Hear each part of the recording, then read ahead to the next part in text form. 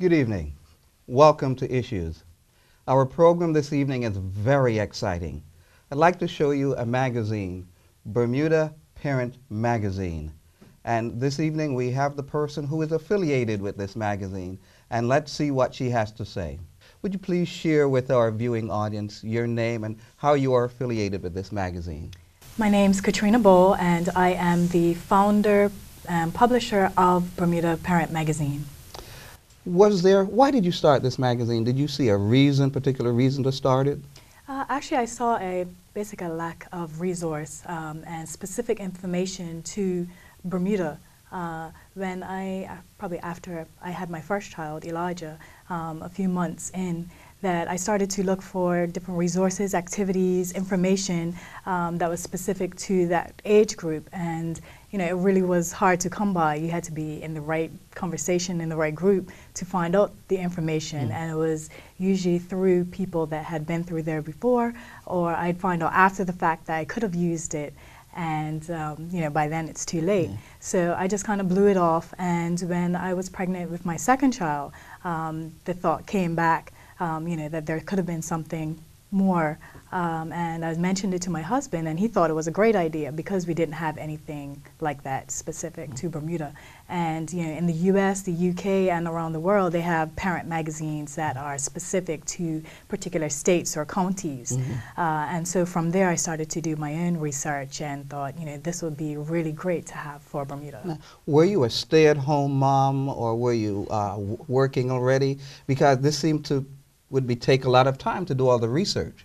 I would have loved to be a stay-at-home mom, but unfortunately, no. Full-time mother, full-time career. So it did take a lot of research, but I enjoyed doing the research. I'm a researcher by nature. So even before I had my first child, I was reading through several books and deciding, whether I wanted to use cloth diapers or disposable diapers, those kind of things, and basically planning ahead for what I wanted to experience for my children. When the idea came to your mind, you shared it with your husband. He shared some excitement also. Obviously, there are more than just you that's involved. How did you get that excitement from you to others who have helped you put this magazine out? I think just the passion behind me going to people, so example, for sponsors and advertisers, and it also helped that I was pregnant at the time. So I think that was kind of a huge selling point, why was I doing this? Well, but I think really the passion behind, and because I enjoy being a parent, and I didn't think that, before I had children, that I was going to be the parent that I have become. And through my own research, through reading Ellen G. White's Adventist Home and Child Guidance, and really wanting my children to be something when they get older and be quality citizens. So through that, I wanted to be able to share that with other, community citizens. Now, you've mentioned Ellen G. White and Adventist Home. Could you explain to our viewing audience in terms of that name and that book? Ellen G. White is a prophet within, I believe, the Adventist faith, and she has written several books. Those in particular, as I mentioned, Adventist Home, Child Guidance, Education, I believe Fundamentals in Education, that are specific to raising children. And I think they are great. I would definitely recommend them to anyone that is, looking for information of, especially religious ways or spiritual ways to encourage their children along, encourage their own faith along, to use those resources. Okay. Now, how old are your children, by the way? My older child, Elijah, is 3, and my younger one, Enoch, he is 10 months. Okay. Wow. So you're relatively a new mother with the second child. What are some of the challenges as a parent that both you and your husband face in bringing up young children? I think the biggest challenge that I have had, and especially I would like to, as I mentioned, to be a stay-at-home mom, or at least to be able to have more influence on my child or children, is that the influence. So knowing or really seeking out the right environment for my child to be in, I think is really important. What is the right environment? Well, that is, I mean, it really has to come down to what are your standards in your house and what do you believe. I think that's the biggest, I guess, crux of the matter. So for in our household, we really want our children to know what the Adventist beliefs are, and as they get older, to be able to have their own relationship with Jesus Christ. And so, what we try to display before them as role models, and we hope that they would take that and then go beyond. You've mentioned Adventism and religious quite a bit. Do you find that religion or spirituality is a significant part in bringing up young children? I think that it does. I think that it's really important to have some sort of faith grounding when you raise children. I remember when I was quite young, and my parents, we moved to Barbados, and even though my parents weren't religious, we had a pastor that came to knock at the door and said, we have a church just down the street. And I remember my parents sending me off, to Sunday school at the time. And, they would come just for the major events. And so I think my grounding started from there, and I see it as, a great stepping stone for learning and developing your character as you go through life. Since you're not a stay-at-home mom, may I assume then that your children go to daycare? I have been fortunate enough that my mother-in-law has looked after Elijah up until he was 2 and probably a quarter or 3. So he has recently started daycare, and she now has my younger 10-month-old son. Looking at daycare, looking at the environment that you've talked about, knowing that when a child goes to daycare, they're probably there most of the hours during the day. So it's fortunate that you're able to have your in-laws or their grannies take care of them. But what impact does daycare have in the upbringing of a child when you, like many other parents, aren't able to stay home? That's a really good point to bring up, and that's one that really hits home to me as well. Basically, I find, like you say, that they're there 8 hours or more. So it's really hard to have that kind of influence that you want. And so, really guarding the time that you have within your home and the standards that you have in your home. So whether, if you're of the religious nature, whether you have worship, family time, and also, making sure you have manners and those kind of things, and just really being staying on top of those things, finding, again, the daycare that is right, that has those kind of qualities that you are looking for. Maybe a smaller environment is better than a larger environment. So I think you really need to observe your child and see what is best for your child. And so if you have them at a particular place, daycare, or even if it's in a small environment, how is my child behaving once they come home? Have I seen any differences in their behavior from where they were before? And again, it becomes harder if you have sent your child straight from daycare or straight to daycare from, as soon as you come off of maternity leave. So it becomes hard to really be able to, see how your child is growing and the environmental impact on them. Very true. I remember when my wife's and mine child, we moved to the States, and we had to put him in daycare. And one morning I said, let me go back and see what's happening. So after about 5 minutes, I went back to the daycare. My little boy was just screaming his head off. That was the last time he went there. We moved him the very, very next day. Now let's talk a little bit more about your magazine. How often does it come out? It is a quarterly publication, so we go by seasons: spring, summer, fall, winter. And the one that I showed earlier, this one is the present one, so this would be the fall issue. And the next one would be coming out when? The first week of December, so that will be our winter issue. Now, in terms of financing, how were you able to do this? After we, got all of our the quotes and the rates in for trying to put the publication together, we recognized that we did have enough in savings, and so we basically budgeted around our savings to produce the magazine, and also getting sponsors and advertisers on board with it really helped as well. Okay. How did you do that? How did you go knocking on doors, calling? How did you do that? Yeah, basically we went. I was joking. we you know, set up phone calls and going into different companies and telling them, look, this is the idea that we have. You know, this is a basic mock-up of, you know, what we want to do, and these are the reasons behind it. And you know, they were very much on board. They thought it was a great idea, and so we basically gone from strength to strength. Those that you have writing articles, how did you find them? Through word of mouth again. I knew a few of the writers personally, and then in other, as the magazine got going, other people suggested people. So you know, we really got a lot of help there. And so far, it seems like you've had a pretty good reception to all of this. Yeah, we definitely had a great reception, great testimonials. People really enjoy seeing the pictures, seeing, you know, themselves, their children. We've had quite a few people send in birthday photos, want to see their kids and their families.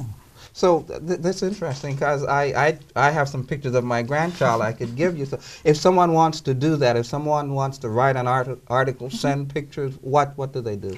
Definitely.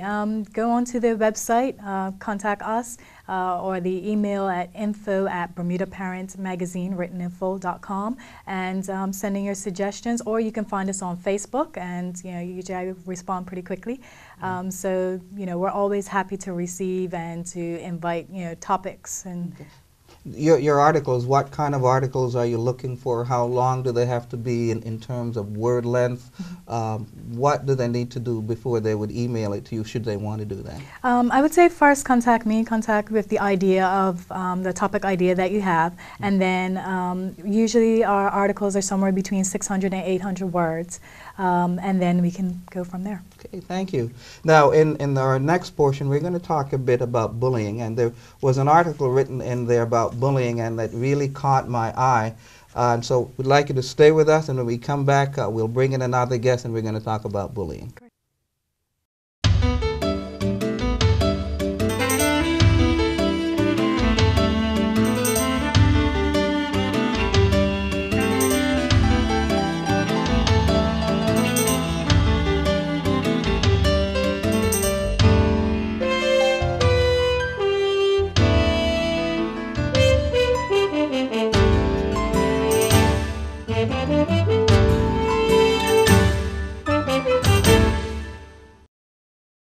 Welcome back to Issues. This evening we've been talking with KatrinaBall, founder of the magazine Bermuda Parent Magazine. By the way, if you would like to send us an email, you may do that at emailing us at issuesbda@yahoo.com. That is issuesbda@yahoo.com. Katrina, there was an article that, in your present issue of Bermuda Parent dealing with bullying. Where did you get that concept? Why was that written? I think bullying is a present and relevant topic, and many of the articles that I choose to put into the magazine are specific so that parents can start having a conversation or just start thinking of different issues that come up, so they can start having a conversation with their own peers, their children, their children's peers, to find out exactly what is happening with their children in their schools. When I read the article written by Carla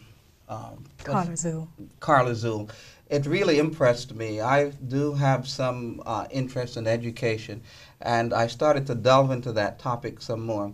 Consequently, we came up on a lovely lady that we have with us today, and we're going to ask you your name and what you do, please. Okay, well, my name is Pastor Mills Pitcher, and I am the interim Bible teacher at the Bermuda Institute. Okay, welcome. Thank you. My first question to you is, were you ever bullied? By the way, viewers, you can't see it, but this pastor is really a pretty tall lady, so I'm going to ask you, were you, I can't picture her being bullied as she was growing up, but let's find out. Well, as you can see, the beauty you see before you, I had to grow into all of this. So when I was younger in primary school, I was very dark. I was darker than everyone, actually, and I also had, like, you know, very huge voluptuous lips, but back then that wasn't too popular, so I had to grow into it. So I teased. I was called Gladys Knight and the lips, those kinds of things. So I was very dark. And then my mom used Vaseline for everything, so I just used it as I shined in my face. I was just always shiny, so they called me Shiny Black Marble. Lots of things like that. I was tall, so I was also a little awkward, but as you can see now, the diamond that you see before you. So I have had my personal share of bullying.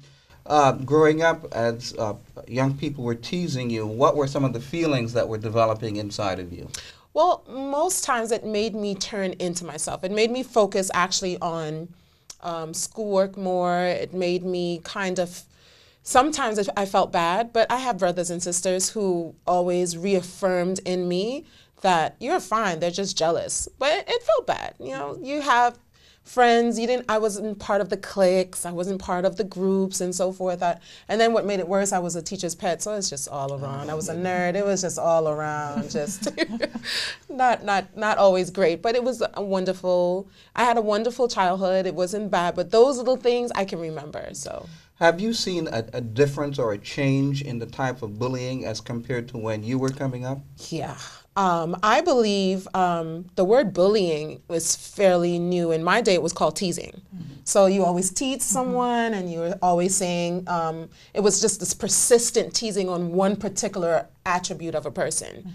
Today, bullying is more universal. It's you can be bullied for a place in line. You could be bullied for your food. You could be bullied over something you're wearing. You could be bullied for your appearance. It's just, to me, it's just a larger scale. Teasing was a little more specific and it could be small, but bullying is just a whole new level of attacking another person. And I think technology has also made it even more prevalent, because there's so many more places, and to continually to kind of pick on that person or on those attributes. Yeah. Did you, Katrina, did you face any type of bullying when you were coming up? I think, like Pastor Simone said, it was more of the teasing than actual, where I really felt like I was beginning to put myself down or anything. I think it was just, the small little things.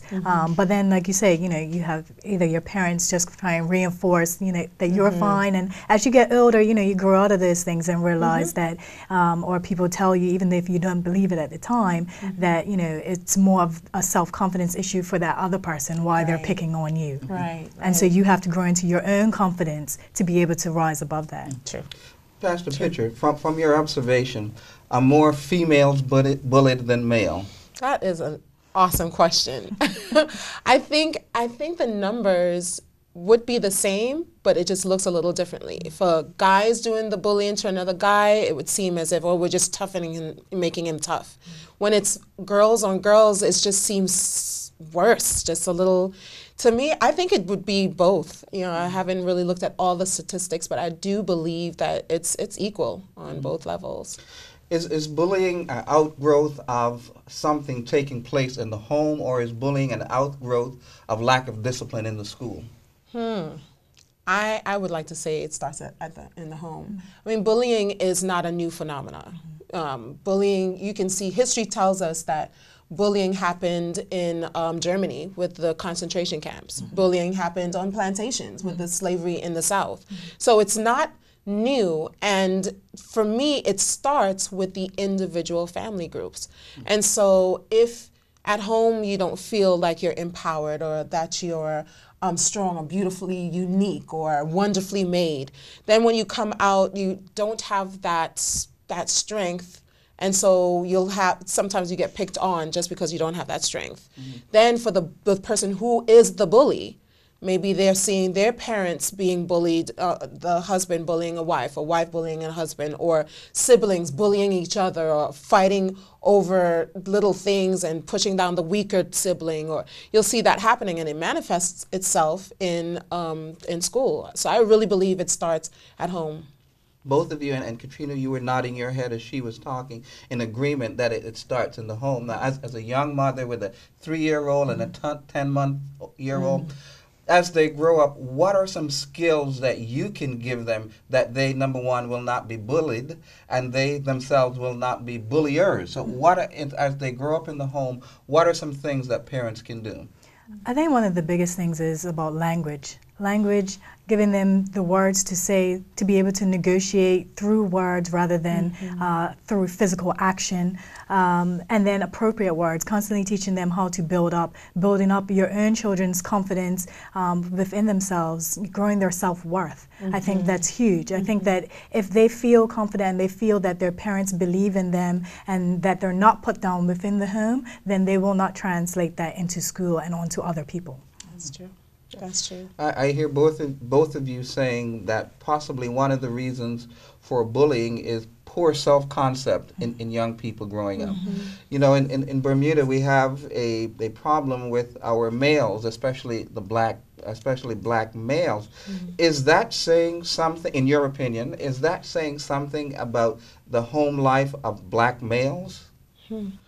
I think it's more saying that we have more dysfunction now and nowadays than we've had in the past. You have single parent homes, and I do believe that much good can come out of single parent homes. So I'm not saying that, but I think if a young man is not being taught how to be a young man, then you'll have some issues, some parts of their character that is not properly developed, and they'll develop it on their own with their friends. Now friends will start teaching you how to be a man when they themselves aren't men, and so you'll have the blind teaching the blind. I think it could be a combination of a lot of things. If what you're not getting in the home, you could supplement at school, and it just a different vantage point. It's a child vantage point. You don't have an adult teaching a child how to be and how to treat someone. And so you have children teaching children how to be, how to behave, how to treat someone with respect. In my classroom, I tell them you can't use the word shut up. It's just language, like you said, teaching words and language. If you feel like someone is bothering you, just articulate that in a way that they will hear you as opposed to shut up. You're just completely cutting down the person, or it's just, and how they say it, it's amazing what these kids come up with. And I think they just don't have the tools. They don't have the tools. I think the other thing that we should look at is, as far as, Bermuda, before, when I was growing up, I had my grandmother, right in the same neighborhood, and you had your aunts surrounding your uncles, and so it was more of a community base. So you had other resources and support to be able to assist, where now we live so isolated. So even the grandmothers and aunts may be around, one may live in St. George's, so they're not quite in that same family unit and dynamic anymore. So it becomes a lot more isolated to be able to. Can I jump on that as well? Sure. I think that's it. That's key. We no longer have human relationships. We no longer have physical relationships. We now have texting and WhatsApp and Instagram and all those things. So we can easily, and when you see someone's reaction to your words, then you're able to curtail it just a bit. When that's missing, and you can just say anything and just keep it going and just pour it out for all the world to see, and then you start seeing people reacting, whether it's a positive reaction or negative, it feeds you to continually hurt this person. And so it just seems like lack of relationship is what's causing things like teasing, things like bullying, and just being disrespectful to each other. Because if I don't have a connection with you, then I don't care what I say to you. Right. I don't care how you react to me. I have no connection to you. You don't matter. And because we don't matter to each other anymore, then it's easy to bully. You mentioned single-parent home. Do you think young people growing up in a single-parent home are more susceptible to be bullied, or are they more susceptible to be bulliers? As you look at a two-parent home. I'll let you take that one. editor of the Bermuda Parent. Editor. There it is. Yeah. From your observation. From my observation, it's hard to tell. There, as you said, there are some really good single-parent homes, and there are some really good single-parent mothers that are doing really well with their children, especially with their boys. I think that the observation may appear that from a single-parent home, a child may be a bullier or tend towards that. But then it comes down to, you know, your standards, and as a mother or as a parent of that child, if you find out that your child is doing something like that, then, you know, what are you going to do about it? What model are you going to be? How are you going to pull up that child on it? And going as far as technology is concerned, you know, that's huge. Technology has taken us so far away from the relationships within just households alone. And so, you know, whether he just or she just sends him a text saying, "Mom, I'm doing this," you know, or doing that, and parents aren't able to follow up on it, or like you said, as far as, you know, if you're bullying over texting, you know, how does a parent actually gauge what's happening with their child? So all they can see is an end result of their child who has been bullied or is being bullied, and their behavior that is changing. Wow. I did do some research. I tried to get some information in terms of bullying here in Bermuda, but I was not able to get that. So my research is based on the U.S. And a couple things. It says 1 in 7 students is either a bully or a victim. 1 in 7 students is either a bully or a victim. And I know as a young mother that those figures must be scary. And as someone who is a potential mother, that must be even scarier. What will things be like when your children reach school age? One of the things that the research points out too is that individuals who are bulliers, they tend to grow up and commit crime, which was striking information to me, which it seems to me that we as a society, we as a school system, we as parents, we need to make sure that our young people have the right skills, because what we're looking at in primary 1, primary 2, middle school, or even in high school, if those negative behaviors are not corrected, we may be looking at individuals who may be visiting the penal system pretty soon. Any thoughts on those? I think it goes back to earlier when I was discussing with you regarding their environment, and really being guarded about the environment that your child is in or that you put your child in, and as well as you as a parent, the environment that you are in. I think that, you know, would assist with a lot of the things that happen today. Well, our time is out, and Katrina, just share with us, please, email address or telephone numbers in terms of how our viewers can get in touch with you. Yes, the email address for Bermuda Parent Magazine is info, I-N-F-O, at bermudaparentmagazine.com, written out in full. You can also contact me at 504-2937 or visit the website www.bermudaparentmagazine.com. Thank you. Excellent. This evening, we've been looking at the Bermuda Parent Magazine. We've had a very interesting time with the founder and the publisher, KatrinaBall. We later brought in Pastor Pitcher, and we were looking at the area of bullying. And both these young ladies seem to be saying that bullying is possibly an outgrowth of what's happening in the home. So I would really admonish you parents to make sure that you have healthy homes. Have supper together, have dinner together. Another point that they brought out, even though we're all attached to our cell phones and we are texting, that it's quite possible that this new technology is lessening the relationship that we have. So an advice, parents, please, let's make sure that we have good, wholesome relationship with our children. And this is Issues, and we hope to see you again next time. Thank you.